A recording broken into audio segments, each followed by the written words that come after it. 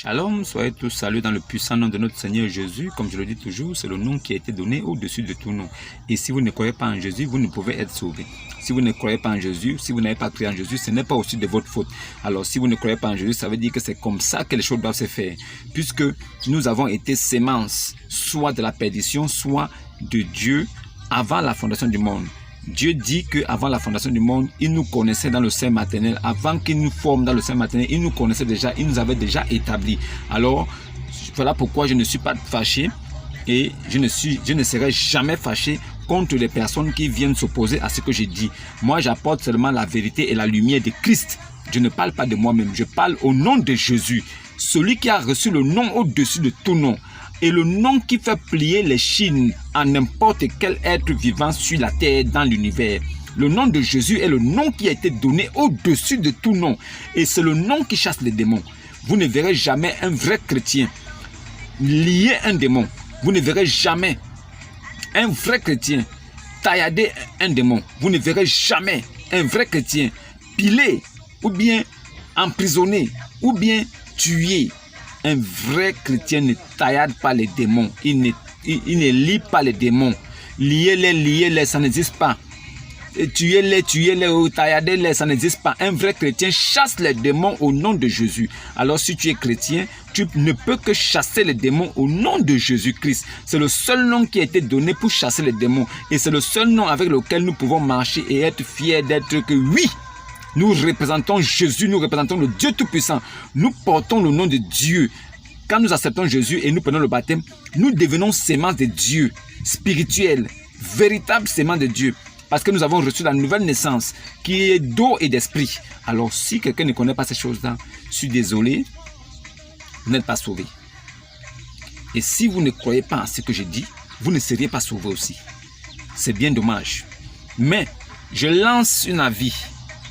Vraiment, c'est un ultimatum à toutes les personnes qui viennent à la contradiction de ce que j'ai dit, de m'apporter toujours la contradiction de ce que j'ai dit.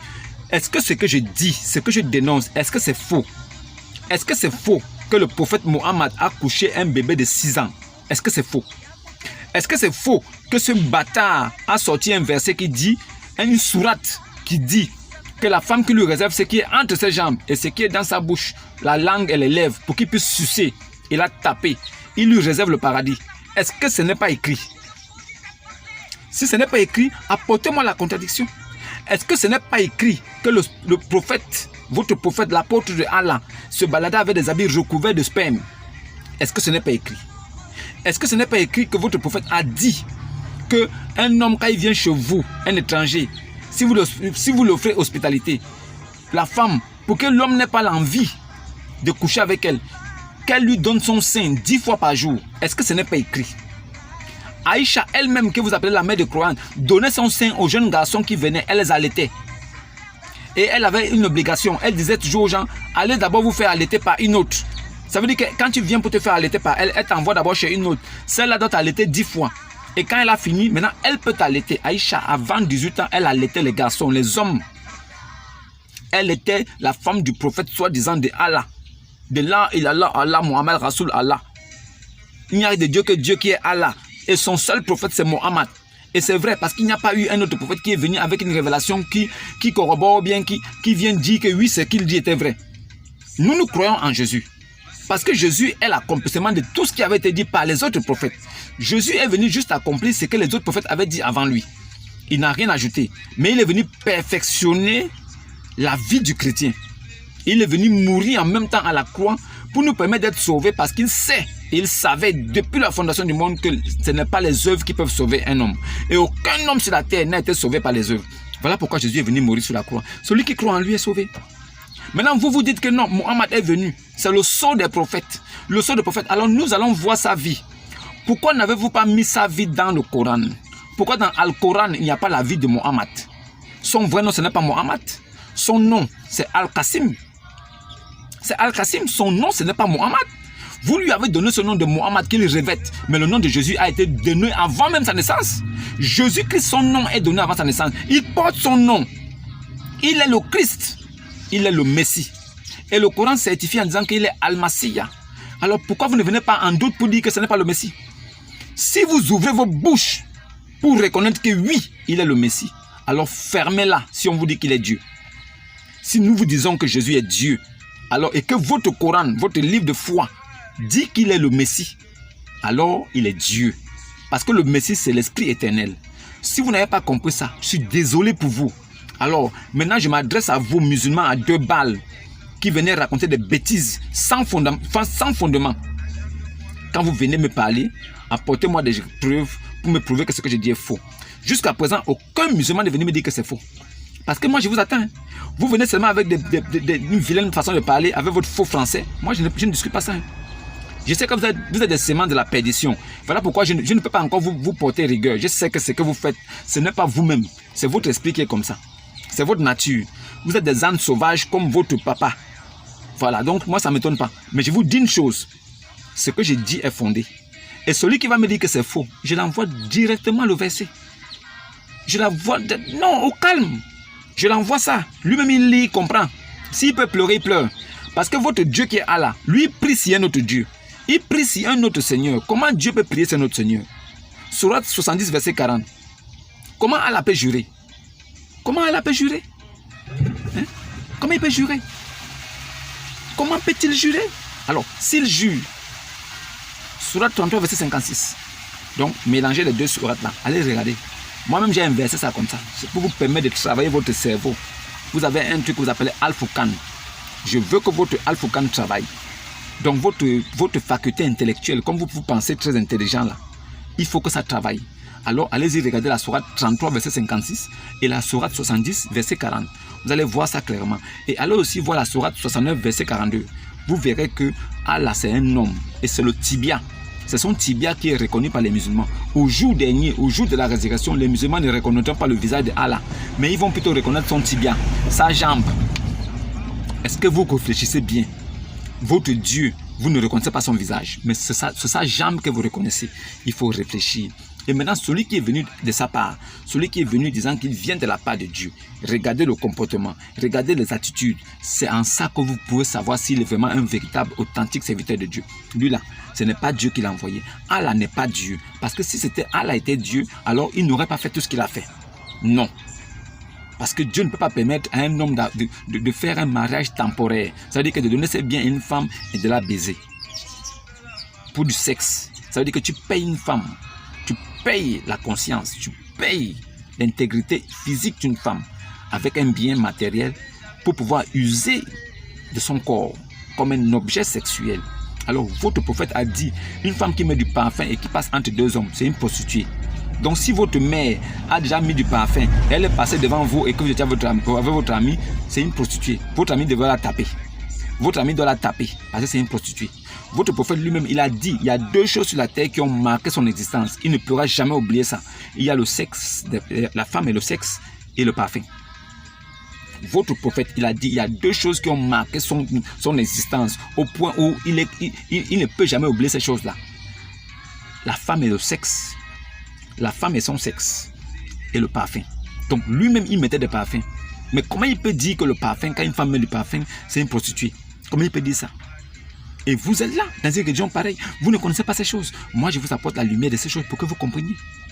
Alors, ne venez pas me blâmer. Blâmez votre livre. Ne me blâmez pas. Ce n'est pas moi qui ai écrit le Coran. Ce n'est pas moi qui ai écrit les hadiths. Saïd Aboukari, ce n'est pas moi qui l'ai écrit. Ce n'est pas moi qui ai écrit Saïd Muslim. Ce n'est pas moi. La Sunna, ce n'est pas moi. Les livres de l'Arabie Saoudite où on parlait d'Aïcha, on parlait de Moumar, on parle de tous ces gens, de Ibn Kathir, des gens avec qui il a marché, qui connaît, qui ont raconté sa vie. Ce n'est pas moi qui ai écrit ça. Donc ne venez pas me tenir rigueur si moi j'ai dit des choses que vous ne voulez pas que les gens sachent. Moi je suis là pour dire des choses que vous cachez. Je suis là pour révéler au monde les choses que vous ne voulez pas que les gens sachent. C'est mon travail. Je suis là pour informer les musulmans que vous avez tenus captifs dans vos religions et qui ne connaissent pas ces choses-là. Moi je les informe. S'ils sont intelligents, ils n'ont qu'à aller vérifier. Ils verront que j'ai dit la vérité. C'est ce que moi j'ai fait. Moi je les apporte la vérité. Je veux qu'ils se réveillent. Et quand ils vont se réveiller, ils vont se poser des questions. À partir de là, ils pourront sortir de là. Tranquillement, ils vont sortir. Je n'ai pas besoin de faire des efforts. Tout ce que moi je veux seulement, c'est de stimuler leur cerveau. Stimuler leur matière grise pour qu'ils commencent à réfléchir. Comment Allah peut-il créer à partir d'une goutte de sperme éjaculée? Comment Dieu peut créer Adam à partir d'une goutte de sperme éjaculée? Alors la question qui est posée, c'est que qui a d'abord créé cette goutte de sperme? Parce que créer veut dire amener à l'existence ce qui n'existe pas. Alors, si tu prends déjà ce qui existe déjà pour dire que tu crées, non, tu formes. En ce moment, c'est la formation, c'est la procréation. Ça veut dire que ça veut dire que tu prends déjà quelque chose qui a été créé avant de créer encore autre chose. C'est la procréation ou bien c'est la formation.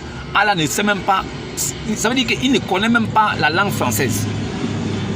Allah ne sait pas que quand on prend une matière, on parle de former. Parce que créer, c'est amener à l'existence ce qui n'existe pas. On tire du néant. Alors Allah ne connaît pas ces choses. C'est moi qui dois encore venir prendre le Coran pour pouvoir expliquer ça. Est-ce que c'est normal? Et cette goutte de sperme là, qui l'a éjaculée? Allah était avec qui? Au jour de l'éjaculation. Et cette goutte de sperme est tombée où? Regardez comment Allah dit qu'il a formé l'homme. Il faut regarder la formation de Allah. Allah dit qu'il a d'abord formé les os avant de recouvrir ça de chair. Non, vous-même, si vous avez fait un peu d'études, même jusqu'en 6e, imaginez un peu. Allah dit qu'il a formé d'abord les os avant de former la chair. Mais ce n'est pas possible. Il ne peut pas être Dieu. Ce n'est pas possible. Et ils vont se prosterner vers la Kaaba. Ils se prosternent vers le soleil. Mais sinon, ce n'est pas le soleil qu'ils calculent. Ils se prosternent vers la tombe de leur prophète qui est mort, qui est dans la Kaaba à la Mecque. C'est pas là-bas qu'ils se prosternent.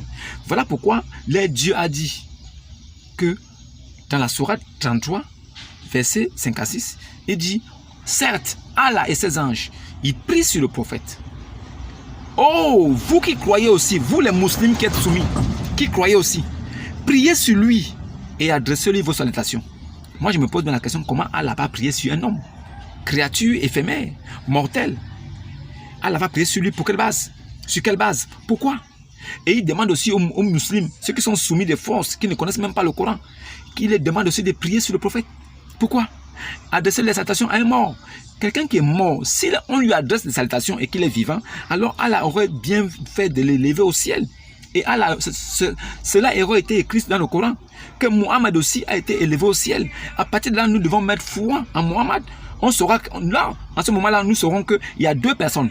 Il y a Allah, il y a Mohammed au ciel, il y a Jésus au préalable. Ça veut dire qu'il y a Jésus qui est monté sur le premier et Mohammed aussi est monté. Donc il y a deux qui sont éternels. À partir de maintenant, nous faisons le choix tranquille. Mais ce n'est pas le cas. Le seul qui a été élevé au ciel, c'est Jésus. Bon, pourquoi on va suivre Mohammed? Dites-moi un peu. Vous le suivez sur quelle base?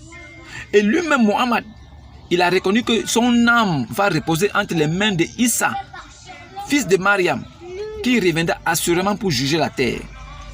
Bon, si lui-même il a mis foi dans ça, comment est-ce que vous voulez que nous, on ne puisse pas mettre foi? Mohammed lui-même nous a montré le chemin. Mohammed nous a montré le chemin. Lui-même, il dit que c'est Jésus qui va revenir juger l'univers, qui va venir juger le monde avec justice. Mohammed lui-même, il dit ça. Il dit que son âme va reposer entre les mains de Issa, Yeshua, celui qu'on appelle en arabe Yassou. Il dit, je dis bien Mohammed Al-Qasim, Mohammed dit que son âme va reposer entre les mains de Issa, Yassou, qui reviendra juger le monde avec justice. Les musulmans disent que non, Jésus a seulement été envoyé en Israël. Mais pourquoi Mohammed dit que Jésus reviendra juger l'humanité? Donc l'humanité là c'est seulement Israël alors. Mohammed lui-même dit que c'est Issa, Yassou, qui reviendra juger l'humanité avec justice.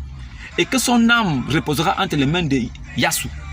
Donc à partir de là nous comprenons que même Mohammed croyait en Jésus. Il sait que la résurrection est possible seulement en Jésus-Christ. Donc, si vous prenez Saïd Al-Bukhari, tome 2, page 3448, vous allez voir, c'est écrit. Lui-même, Mohammed, il reconnaît ça.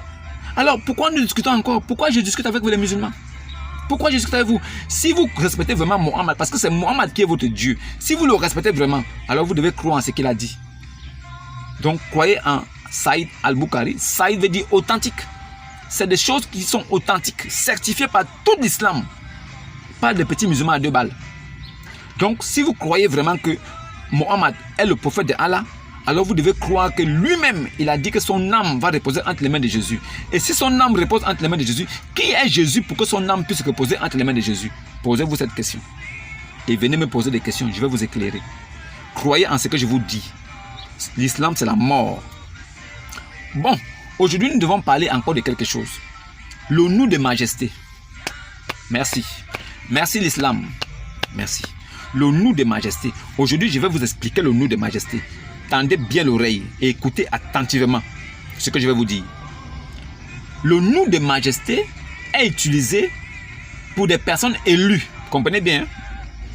Si un président est élu, ça veut dire qu'il est élu pour les intérêts du pays, du peuple, du gouvernement. Alors, quand il parle, il dit, nous ne pouvons pas accepter que ces choses soient faites ainsi. Nous avons pris la résolution de faire ceci. Quand il dit nous, ce nous est utilisé, est appelé un nous de majesté. Qu'est-ce que signifie majesté?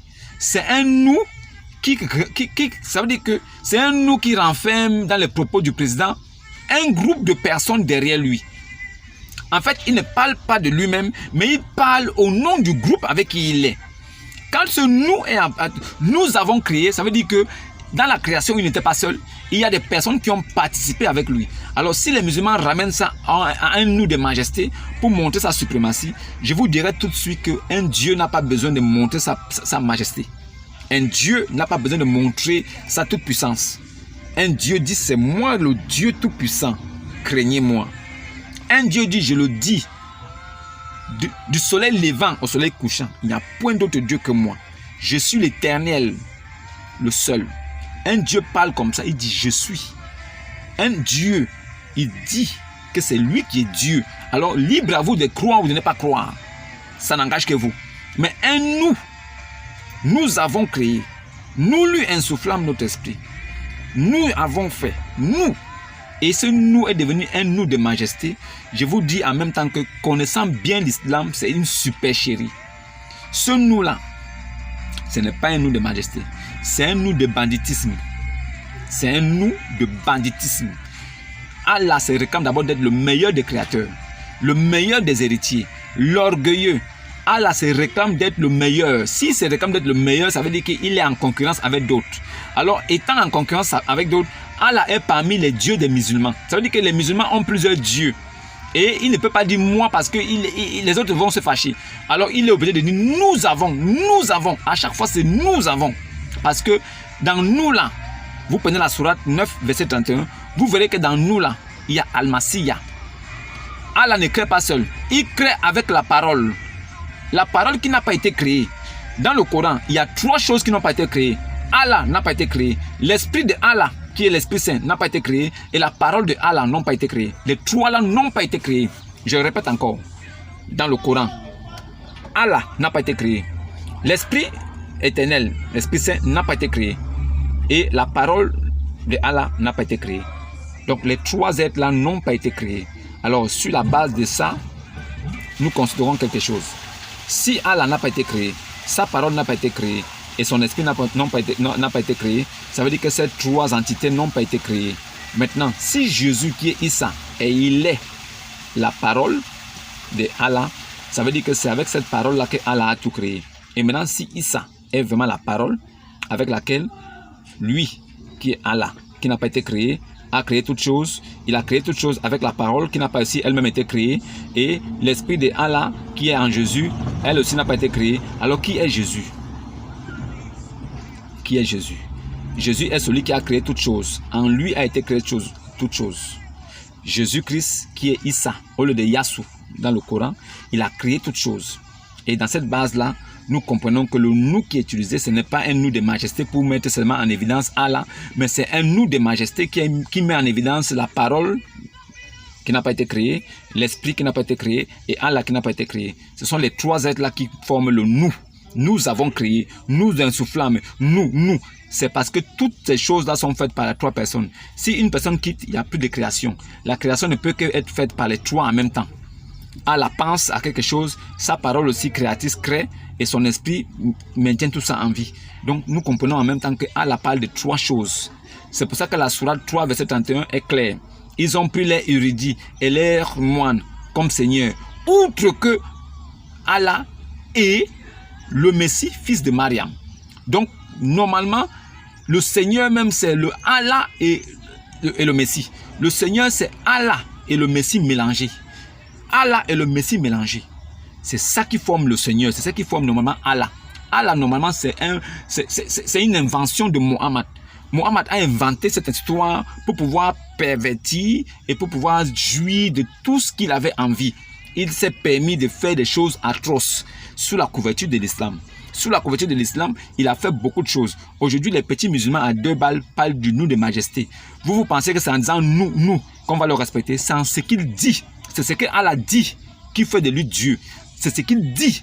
Et ce qu'il dit, et c'est ce qu'il dit plus tard, au début et à la fin, qui fait de lui Dieu. Si Allah dit qu'il a créé l'homme d'une goutte de sperme éjaculée, alors nous on se pose des questions. Comment est-ce que Dieu créateur peut créer avec une goutte éjaculée, alors que nous savons au préalable que quand on crée, on ne prend pas une matière. C'est dans les propos de Allah que nous savons qu'il n'est pas Dieu. Il dit qu'il a créé d'une goutte de sperme éjaculée. C'est la formation. Donc il n'est pas créateur. Il se réclame d'être le meilleur des héritiers. Pourquoi? Pourquoi il peut être le meilleur des héritiers? Si c'est lui qui est l'héritier, c'est lui qui est Dieu, pourquoi il va être encore le meilleur? Pourquoi il peut être le meilleur des créateurs s'il est seul? Non, il est en concurrence avec d'autres créateurs. Voilà pourquoi lui, il se réclame d'être le meilleur. Lui, il se réclame seulement d'être le meilleur. Ça ne veut pas dire qu'il est le meilleur. Donc, à partir de ces propos, nous comprenons tout ça.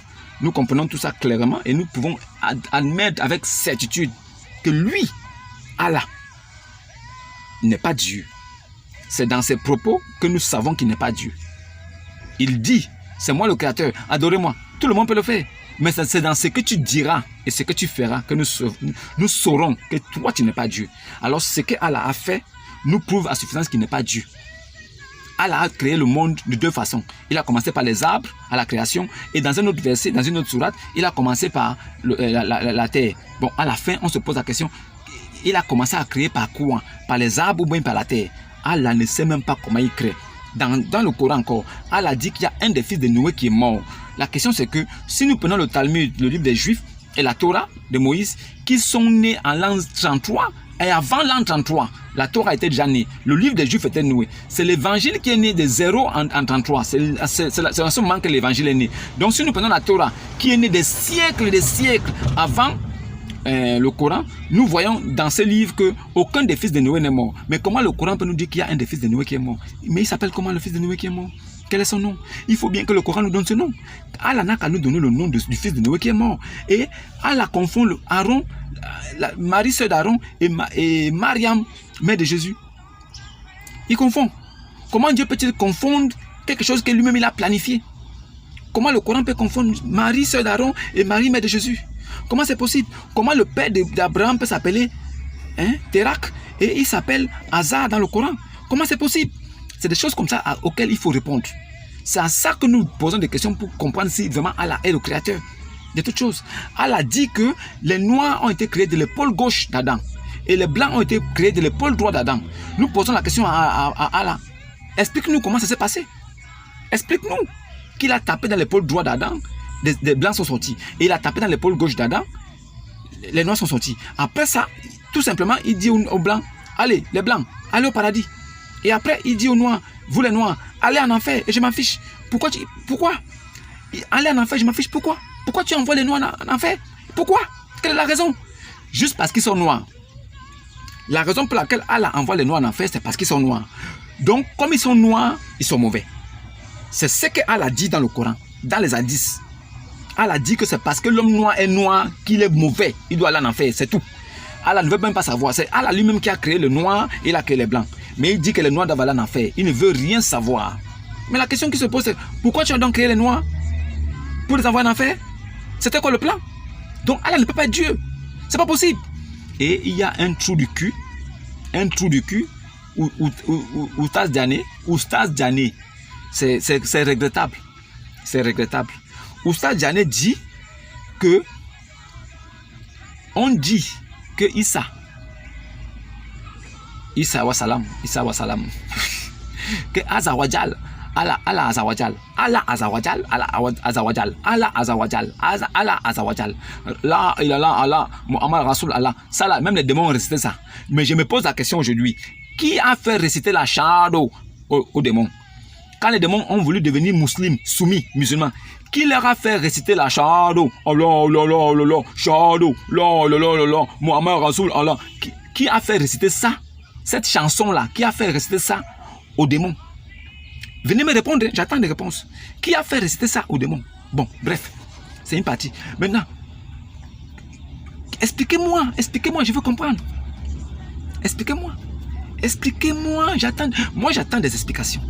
Si les démons ont pu devenir musulmans, alors ça veut dire que ils ont apprécié ce qui est écrit dans le Coran. Et qu'est-ce qui est donc écrit dans le Coran qui peut plaire aux démons? Au point où ils se convertissent. Lui-même, Mohammed, possédé de son état, il s'est baladé en Arabie avec le truc dehors. Son bangala s'est baladé dehors comme ça. Il était devenu fou. Mohammed était possédé. On dit qu'on a pris ses cheveux, on a travaillé ça. Il était pris de sorcellerie. Ça veut dire que des démences. Ça veut dire qu'il lui paraissait avoir fait des choses alors qu'il ne l'avait pas fait. Il pensait même avoir couché ses femmes alors qu'il n'a pas fait. Mohammed avait l'envie d'aller se jeter de haut d'une montagne. Mohammed se baladait comme ça dans la folie. La folie l'avait saisi. Il se baladait, il mangeait même dans des poubelles. Il mangeait dans des poubelles. Il se baladait comme ça, il volait les slips des femmes. Une femme met son slip à la corde, il vient, il vole. Il fuit, on le poursuit. Mohammed était la folie incarnée, qui est devenu le prophète de l'islam. La folie et le mensonge mélangés sont devenus le prophète de l'islam. Et nous, on doit croire en ça. Le fou qu'on appelle Oustaz Djani, il dit que oui, comme Jésus est la parole de Dieu, que même Adam aussi est la parole de Dieu. En fait, quand tu rentres dans le monde des musulmans, il faut être fort. Le monde des musulmans, c'est un monde de menteurs. Et ça ne va pas s'arrêter tout de suite. Mais je vous rassure, nous allons vous faire tomber. Nous allons faire tomber ce château de sable qui ne tient qu'un fil. Donc Jésus est la parole de Dieu. Et c'est en elle que tout a été créé. C'est par cette parole que tout a été créé. Mais il dit aussi que Adam aussi est la parole de Dieu. On lui pose la question pourquoi? Il dit parce que toute chose a été créée par la parole, donc toute chose est la parole de Dieu. Mon frère, allez d'abord à l'école. Hein. Je vous jure, allez à l'école. C'est moi-même qui vous dis. Tous les savants musulmans là, qui passent dans les réseaux sociaux, là, les Sénégalais, les Ivoiriens, là, allez d'abord à l'école. Tous, Ismaël Aka, Oustaz Djani, tous là, nous c'est Koun Babu. Allez d'abord à l'école. Quand vous allez bien faire les études, essayez même de prendre le BEPC. Revenez vraiment, on va parler. Parce que c'est compliqué. Si quelqu'un n'arrive pas à comprendre qu'on dit c'est lui qui est la parole. Et c'est à partir d'elle que tout est créé. Toi tu dis que non, Adam aussi est la parole. Parce qu'elle a été créée. Parce que Adam aussi a été créé par la parole. Si tu n'es pas tonton, tu ne peux pas être... C'est bon. Aujourd'hui, je voudrais vous dire quelque chose. En toute sagesse. Que vous compreniez. Parenthèse de vie. Aujourd'hui, ça me met à cœur de vous dire quelque chose. Le monde dans lequel on vit aujourd'hui est un monde de vitesse. Un monde de vitesse où les gens ont l'impression que épanouissement veut dire liberté. Non. Épanouissement ne veut pas dire liberté. Je m'adresse à vous, parents, qui avez des enfants, qui n'ont pas encore dépassé l'âge de 21 ans. De grâce, gardez vos enfants à la maison.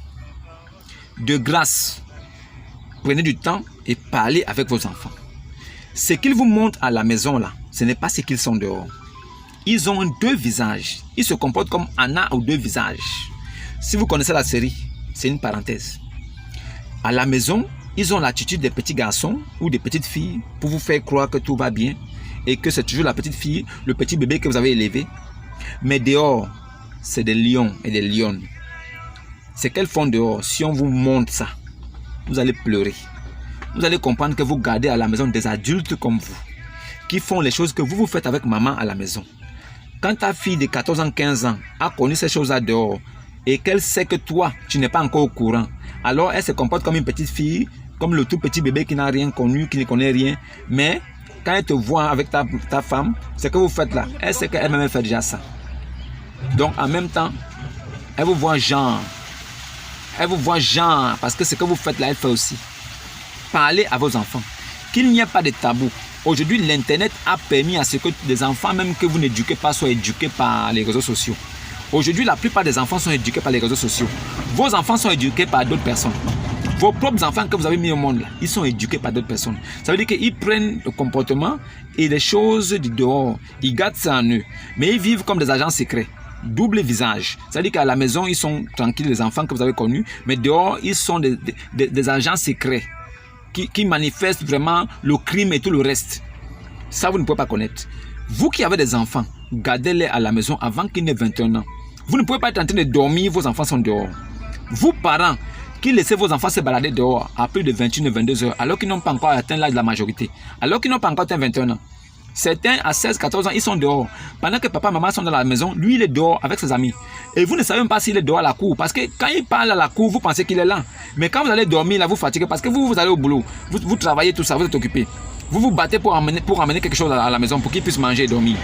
Ça veut dire que vous le vêtissez, vous le blanchissez, vous le donnez à manger, vous le nourrissez, vous faites tout. Pour qu'il réussisse, pour qu'il ait un avenir meilleur. Vous faites tout ça. Mais lui, quand il est dehors, pendant que vous dormez, il fait semblant d'être là. Dès que le sommeil vous frappe parce que vous êtes fatigué, lui s'en va, il sort, il va faire des choses que vous ne connaissez pas. Et il revient tranquillement dormir à la maison comme si de rien n'était. Le jour qu'on vous appelle, quand il a braqué quelque part, vous venez, vous criez, oh non, mon enfant ne peut pas faire ça. Vous ne connaissez même pas vos enfants. Vous devez prendre des résolutions pour garder vos enfants à la maison. 18 heures au plus tard, il est à la maison. Il dépend de vous, c'est lui qui le donne à manger. C'est vous qui le donnez à manger, c'est vous qui vous occupez de lui. Jusqu'à preuve de contraire, il est sous votre charge. Vous le gardez à la maison. 18 heures au plus tard, il est à la maison. Alors quand il est à la maison, il étudie. Après étudier, il va manger, il mange, il va dormir. Voilà. Mais vous avez l'œil sur lui. 18 heures au plus tard, tout le monde est rentré à la maison. Vous avez le contrôle sur les enfants, vous savez qu'ils sont là. Et vous fermez tranquillement la maison, vous partez dormir avec vos clés. Vous allez dormir tranquillement avec vos clés. Vous savez que tout le monde est dans la maison et personne ne peut sortir. Tant que vous n'avez pas ouvert, personne ne sortira. Et vous les inculquez ça étant petit. Ils grandissent comme ça. Vous allez voir que vous allez former des enfants qui vont bien s'intégrer dans la société. Ils ne seront pas des voleurs, des braqueurs que nous rencontrons partout. Et même s'ils ne réussissent pas dans le côté scolaire, ils peuvent garder-les à la maison et je pense qu'ils auront une éducation qui va les permettre de réussir dans la société et de mieux s'intégrer. Ils ne vous apporteront pas des problèmes qui vont vous donner des AVC, qui vont vous tuer. Mais au moins, ils auront reçu une certaine éducation. Gardez vos enfants à la maison jusqu'à ce qu'ils aient l'âge d'être indépendants. Alors, quand ils ont atteint la majorité, s'ils veulent sortir et aller se balader, avoir la liberté qu'ils veulent, vous pouvez leur donner ça parce qu'ils ont atteint 21 ans. Mais avant ça, gardez vos enfants à la maison. Éduquez-les et fixez des règles pour qu'ils puissent les respecter. Parce que c'est sur les règles, sur la base des règles et des ordonnances que nous devenons des hommes respectables. C'est sur la base des règles et des ordonnances que nous devenons des personnes respectables. Sinon, vous avez échoué. Et je vous rappelle en passant que si vos enfants échouent, c'est vous qui avez échoué. Même si vous allez pointer le doigt pour dire que non, ils n'ont pas compris. Non, c'est vous qui avez échoué. Rappelez-vous bien ces choses-là. Si vos enfants échouent, c'est vous qui avez échoué. Parce que ceux qui sont à la maison là, ce n'est pas ceux qui sont dehors. Alors ravisez-vous et réfléchissez bien. Réfléchissez bien. Faites des réunions, des assises avec vos enfants. Parlez avec eux. Qu'ils soient ouverts et qu'ils vous disent tout. Parlez avec eux. Ne les laissez pas dehors pendant que vous allez dormir. Tant qu'ils n'ont pas encore atteint l'âge de la majorité, c'est vous-même ce sont eux qui doivent même aller en fait, avant que vous ne rentriez à la maison, eux ils doivent être là à la maison. C'est la seule façon que vous avez de pouvoir avoir la même mise sur eux et de les éduquer et de pouvoir faire d'eux des hommes meilleurs pour un avenir meilleur. N'oubliez pas ces choses-là. Mais je ne partirai pas d'ici sans vous dire que l'islam, c'est un filet de démons de l'enfer. L'islam est venu pour pervertir les Écritures. L'islam est venu après la venue du Christ. C'est l'antichrist. Normalement, l'islam est l'antichrist. Celui qui a bien ouvert les yeux, il verra que c'est la vérité. Tout ce qu'ils font, c'est la connerie et la merde. Ils mangent, ils disent qu'ils sont en jeûne. C'est la connerie. Ils prient partout pour montrer à tout le monde entier qu'ils prient. C'est la connerie parce que la prière est un secret entre l'individu, l'humain et la divinité. C'est quelque chose qui doit se faire en secret, pas exposé. Quelqu'un qui expose ça, c'est un menteur. Oustad Diané dit que Adam aussi est la parole de Dieu et que Jésus est la parole de Dieu. Que oui, il reconnaît que Jésus est la parole de Dieu, mais que Adam aussi est la parole de Dieu. On lui pose la question pourquoi, il dit non, parce que Adam aussi a été créé par la parole. Alors, si Adam a été créé par la parole, ça veut dire que c'est la parole là qui a créé Adam, mais la parole elle-même n'a pas été créée. Est-ce qu'il faut être trop intelligent pour comprendre ça? Si Oustad Diané dit ces choses-là et que les gens le suivent, c'est que ces gens-là sont perdus. On ne peut rien faire pour eux. Shalom et à demain. Le pronom personnel du pluriel nous et le pronom personnel singulier je. Donc tout d'abord, n'hésitez pas à mettre en commentaire si vous avez des questions, etc. J'essaierai d'y répondre si je trouve que la question est importante et qu'elle servira à tout le monde. Et donc nous commençons directement. Donc pourquoi Allah utilise à la fois le pronom personnel je et nous dans le Coran? Les termes nahnu ainsi que d'autres termes qui expriment le pluriel sont utilisés par quelqu'un qui s'exprime au nom d'un groupe ou par quelqu'un qui s'estime important. Comme c'est le cas par exemple des rois qui expriment leurs décrets et décisions en disant « Nous avons décrété, nous avons décidé ». Et Allah Azza wa Jal est celui qui mérite la plus grande vénération, car il est Allah le puissant, le majestueux. Donc les tournures de style spécifiques à la langue arabe permettent à la personne qui parle de s'exprimer par l'emploi du pronom non, de majesté, ou par l'emploi de je, ou l'emploi du pronom il. Ces trois tournures de style sont utilisées dans le Coran, car Allah Azza wa Jal s'est adressé aux Arabes dans leur langue. Allah Azza wa Jal, parfois, s'exprime au singulier, parfois au pluriel, en utilisant tantôt son nom, tantôt un pronom. C'est ainsi qu'il dit « Nous t'avons accordé une victoire éclatante », entre autres exemples. Mais il ne s'exprime jamais à l'aide du duel, car le pluriel exprime la grandeur qu'il mérite et peut traduire la signification de ses noms. Quant au duel, il indique un nombre restreint. Or, Allah transcende cela. Donc maintenant, la définition du pronom personnel « nous » dans le Coran.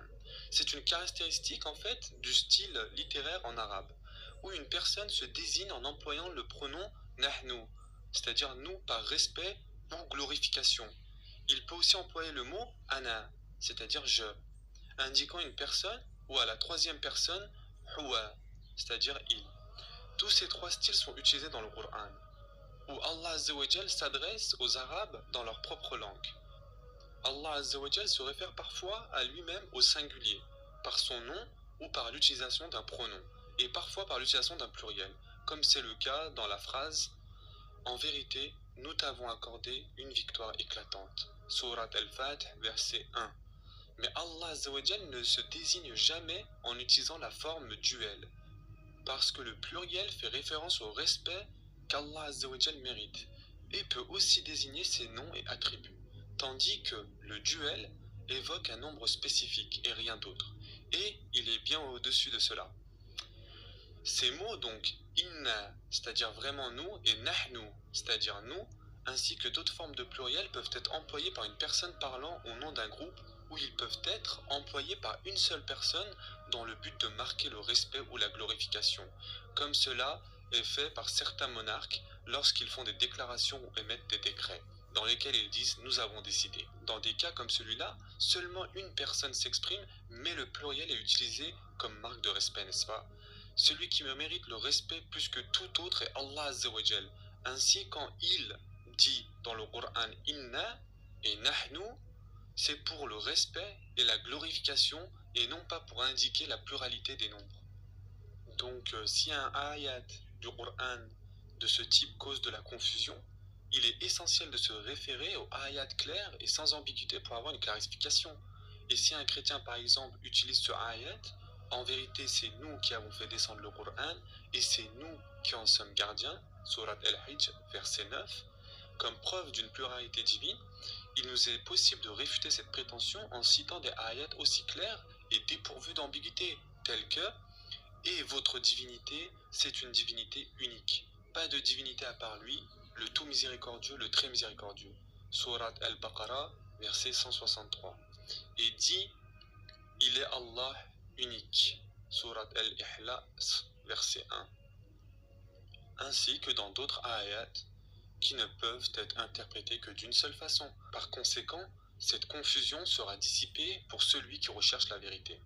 Toutes les fois où Allah Azza wa Jal utilise la forme plurielle en se référant à lui-même, cela est fondé sur le respect et l'honneur qu'il mérite, et sur le grand nombre de ses attributs. J'espère que j'ai pu répondre à votre question et que c'est un peu plus clair. Prenez soin de vous mes chers frères et sœurs, et à très prochainement, Inch'Allah.